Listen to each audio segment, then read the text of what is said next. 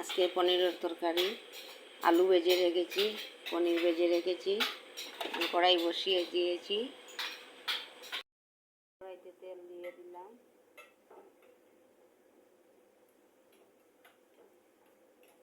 পাঁচফোড়ন দিয়ে দেবো। এদিকে হলুদ গুঁড়ো, মরিচের গুঁড়া, জিরার গুঁড়া, ধনিয়ার গুঁড়া এখন ভেজে নেব।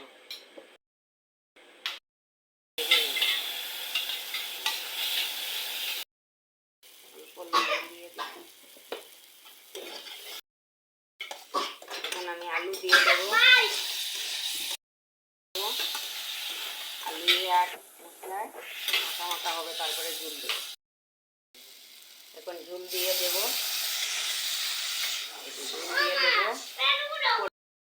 আর আদা কাঁচামরিচ কুটে দিয়ে দিয়েছি, পাঁচফোড়নের সঙ্গে দিয়ে দেবো।